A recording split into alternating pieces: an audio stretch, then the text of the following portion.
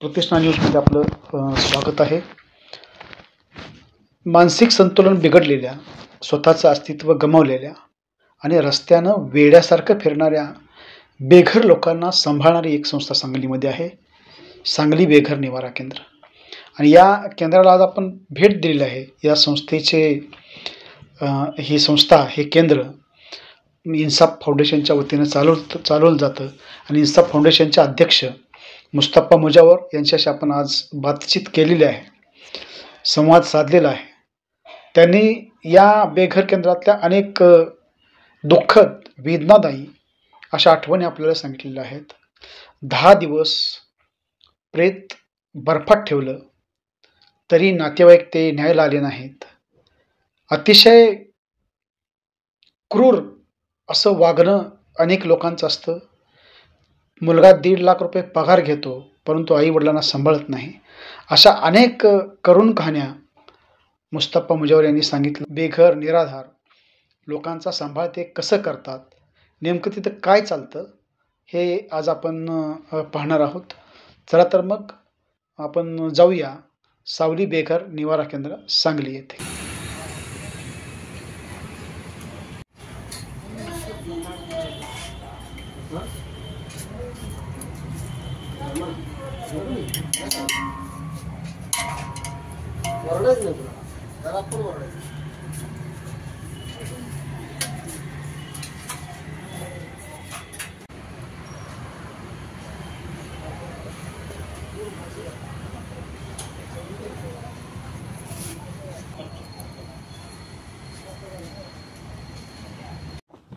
निवारा केंद्रातील समोरचा भाग आपण पाहिला.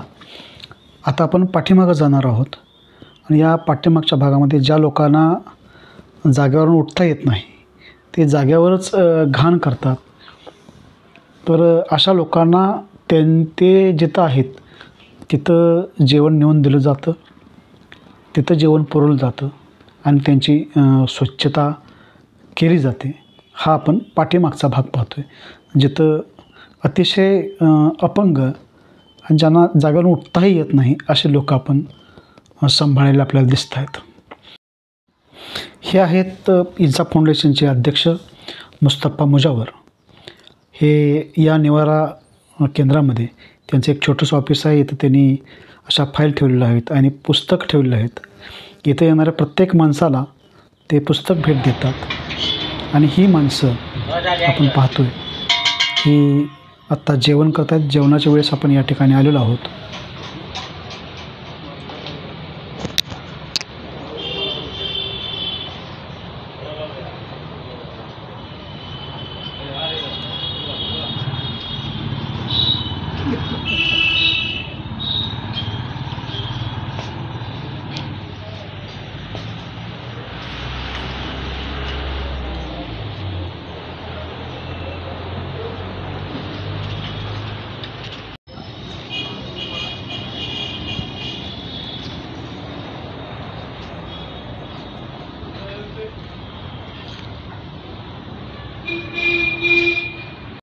नमस्कार, मी मुस्तफा मुजावर, सावली बेघर निवारा केंद्र संचालक.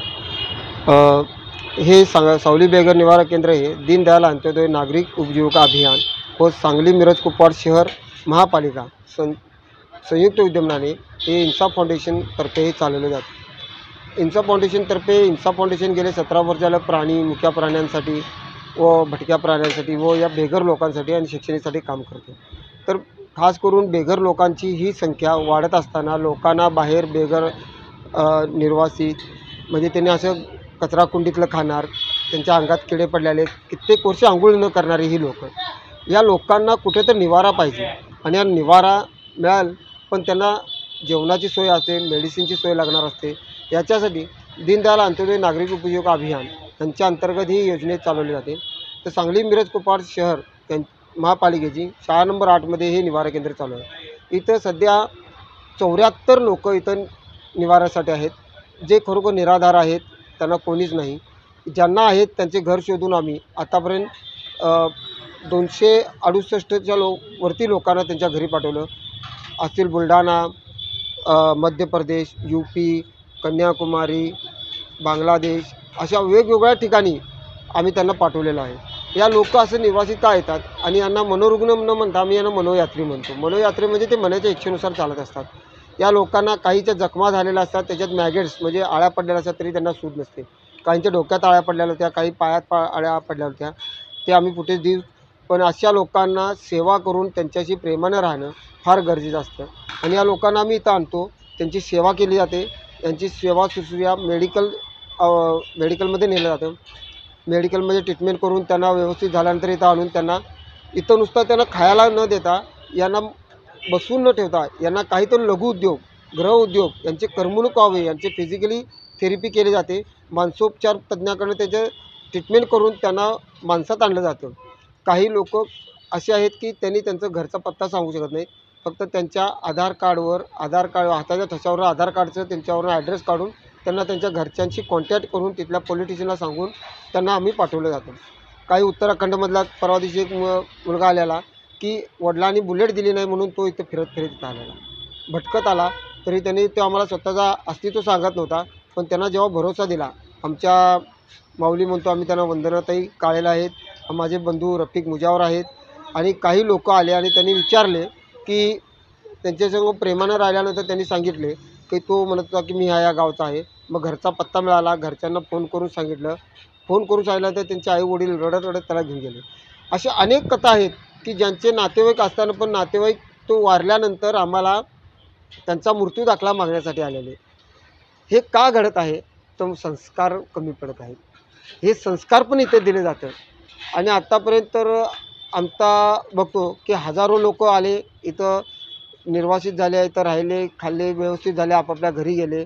काही त्यांनी आपला लघुउद्योग, घरउद्योग करत त्यांनी कोणी हॉटेलमध्ये कामाला गेले, काही लोक गेले आपापल्या व्यवसाय करायला आलेले आहेत. आनंद वाटतो की ही लोक स्वतःच्या पायावर उभा राहिली. आता सांगली मिरज कुपवाड महापालिकेमध्ये जर बघितला तर काही मनोरुग्ण दिसतील, पण ते व्यसनाधीन आहेत, त्यांचे घरचे आहेत. त्यांना आम्ही कॉन्टॅक्ट करून त्यांचं मन परिवर्तन करतो की तुम्ही त्यांना का सांभाळत नाही.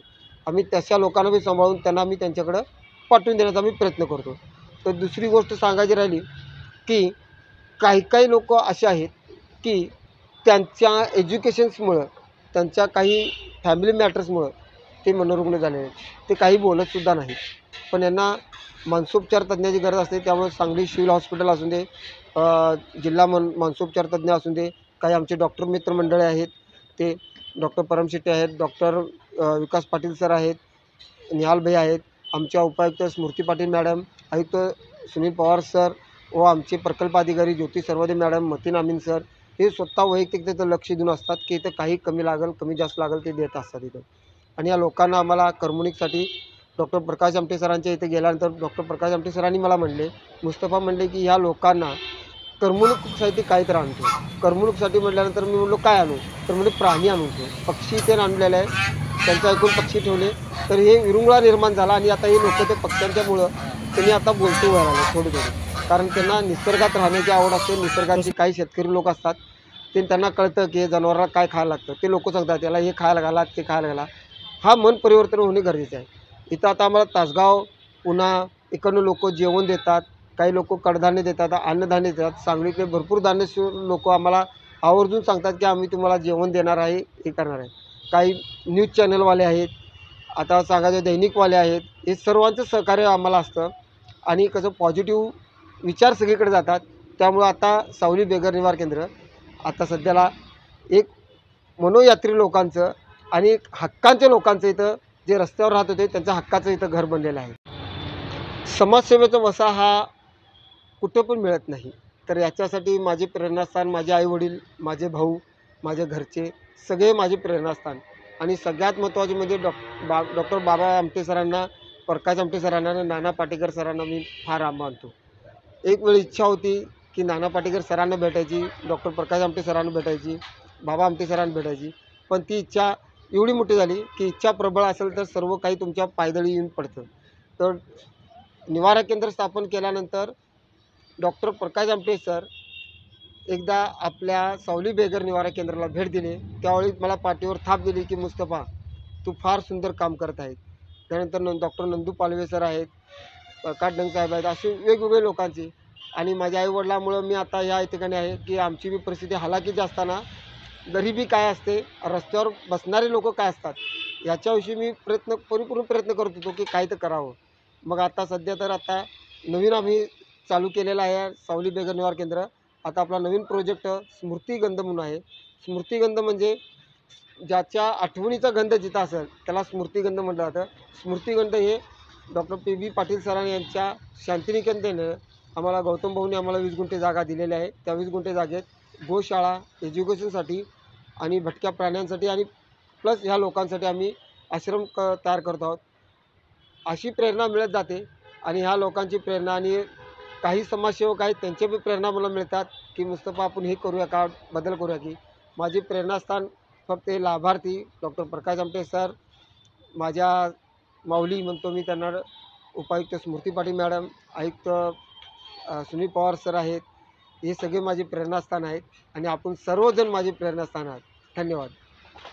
पण तुम्ही एवढी लोक तुम्ही सांभाळले, तर असं एखादी एक जीवाला चटका लावणारी अशी एखादी आठवण याच्यामध्ये आहे का तुमच्या? हो, अशी एक घटना होती. सांगलवाडीतले एक घरच होते, मोठे 3 मजली घर असलेले. आमचे मदनभाऊ यवमंचीचे आनंद लेंगरे साहेब यांनी 2021ला त्या आजी आजोबाला आमच्याकडे आणून सोडले. त्या माहिती काढल्यानंतर कळालं की त्यांची मुलं आहेत, पण मुलं आईवडिलाला सांभाळत नाहीत. त्यांच्या घरी गेल्यानंतर बघितलं तर त्यांच्या मुलानं सांगितलं की तुमच्या आईवडील आमच्या आश्रममध्ये घेऊन जावा. तर त्याने डायरेक्ट शिवी देऊन आम्हाला सांगितले, मेले तरी आम्ही येणार नाही. अशा भयंकर घटना घडल्या की जिवंतपणी आईवडिलांना न सांभाळणारे, कारण त्यांचे आईवडील आपल्या इथंच अंतिममय झाले. त्यानंतर त्यांचा अंतिम संस्कार करण्यात केलो. नंतर मुलं आमच्याकडं मृत्यू दाखला मागायला आले. तर मृत्यू दाखल्यावर आम्ही नाव टाकलं नव्हतं, अनोळखी म्हणून टाकलं आणि त्यांचा अंतिम संस्कार केलं. आणि आत्तापर्यंत अशा. आणि दुसरी गोष्ट म्हणजे मुलगा IT कंपनीमध्ये नोकरीला 1.5 लाख रुपये पगाराची, स्वतः इनोव्हातनं फिरतो.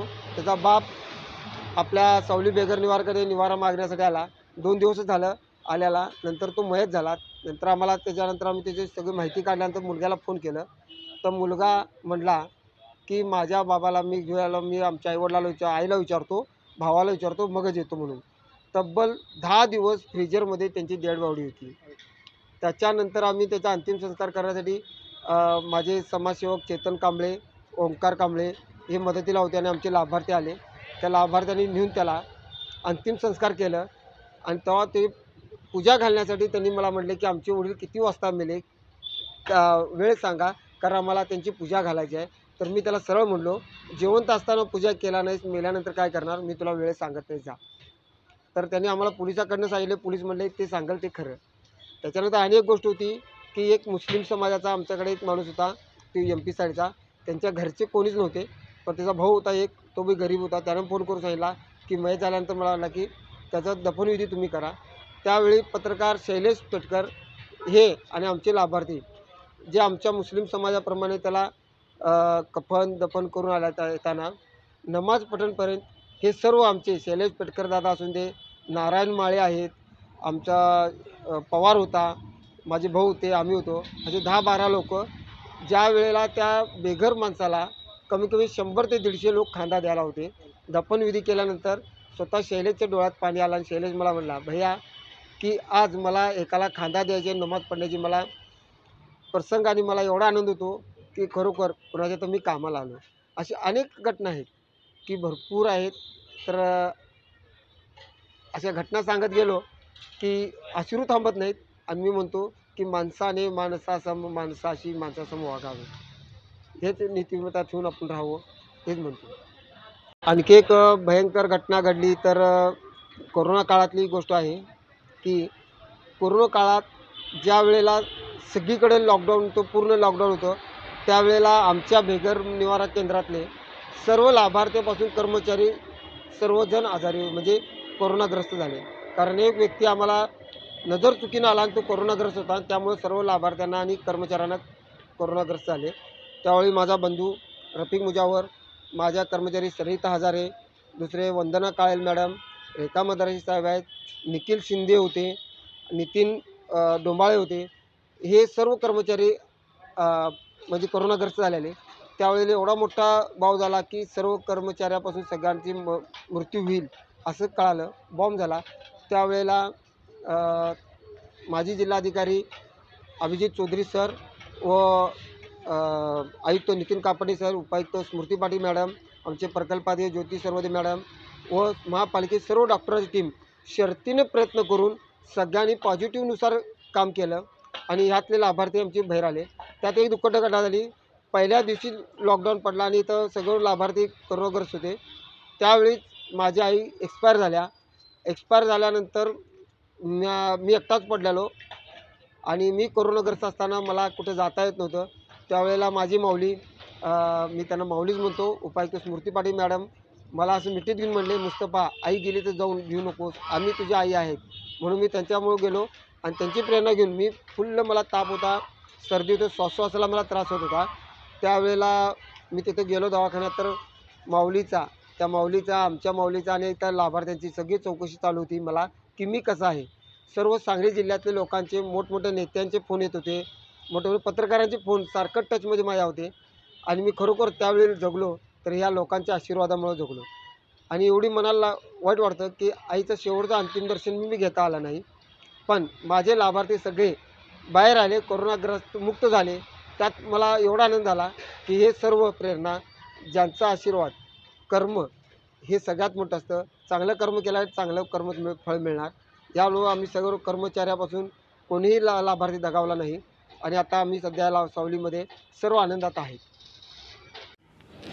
सावली बेघर निवारा केंद्रातल्या या बेघरांसाठी निवासाचे जी सोय केलेली आहे त्याची अतिशय उत्तम केलेली आहे. त्यांना झोपण्यासाठी अशा प्रकारच्या खॉटची व्यवस्था केलेली आहे. म्हणजे अतिशय सुसज्ज आणि चांगल्या प्रकारची सेवा या ठिकाणी या बेघर लोकांना दिलेली असते. या सगळ्या बेड ज्या आहेत याची स्वच्छतासुद्धा वेळोवेळी केली जाते. मुस्तफा मुजावर आणि इन्साफ फाउंडेशन यांना राज्यभरातील, देशभरातील आणि आंतरराष्ट्रीय स्तरावरील अनेक संस्थांनी विविध पुरस्कारांनी गौरवलेलं आहे, सन्मानित केलेलं आहे. त्यांची सेवा आणि त्यांचं काम पाहून त्यांचा सन्मान करण्यात आलेला आहे. किती? या पुरस्काराची पूर्ण रक्कम आम्ही शिक्षणासाठी दान केली. हां, शैक्षणिक साहित्य घेऊन दिलं. बरं. जेवढी रक्कम आली तेवढी सगळी. कोणाला? जे साखर शाळा चालवतात ना त्या लोकांना सगळ्यांनी फिरून जाऊन सगळी रक्कम दान केली. बरं. कारण हा एज्युकेशनसाठी मी म्हणल्यानंतर शब्द द्यायला लोकांना की जेव्हा पहिला मला पुरस्कार मिळेल त्यावेळी त्या पुरस्काराची जेवढी बी मोठी रक्कम येते ती सगळी शिक्षणासाठी दान करणार म्हणून सगळी रक्कम मी दान केली आहे. हा पुरस्कार आहे.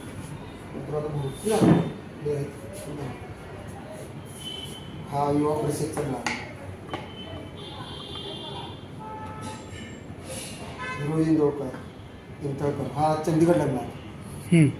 विमानाचं तिकीट पाठवून दिलं आहे. बरं.